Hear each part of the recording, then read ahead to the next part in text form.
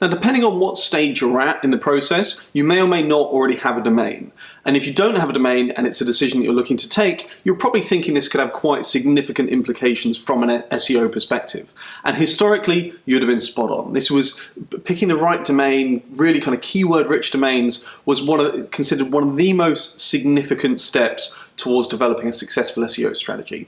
Now, I'm not going to say that's completely changed. There are certainly still benefits from having keywords within a domain, not least because when people then naturally link to the domain, they're going to be including keywords within the anchor text in a very natural, legitimate way. So it definitely has advantages. However, those benefits are vastly outweighed by the potential downside if it is not brandable.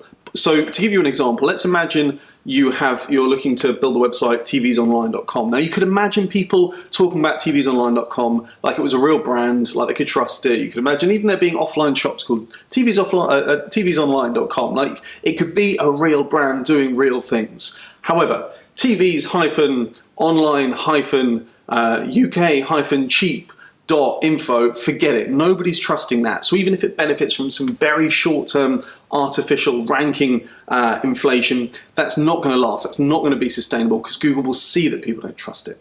So that's the first consideration. You have to prioritize a sense of brand. Can you imagine this becoming a brand? Secondly, then, you want to consider the extension. Now, as a general rule, if you can get a .com, fantastic. That's obviously not always that easy. And if your audience is quite local, let's say your audience was UK-based, then actually a .co.uk is just as good. .nets can work well. .orgs can be really nice if you're looking to develop a sense of community. I'm generally reluctant to recommend too many others, but again, it comes down to the brand. So for some businesses, having a .london can work really nicely from a brand perspective. You wouldn't necessarily expect any kind of short-term SEO benefit. You'd need to really kind of build those brand signals, but certainly it can work for certain businesses.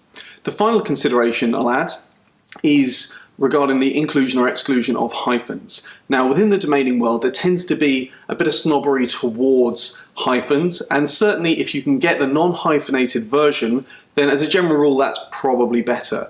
But not necessarily. Sometimes it can actually really nicely break up words and improve the legibility of the domain. So again, it comes down to how you feel about it, whether or not you can imagine that becoming a real brand. And to be frank, hyphenated domains are just a lot easier to find, so you might not have a lot of choice. So those are all the considerations. Ultimately, it comes down, as I keep saying, to this one thing: brand.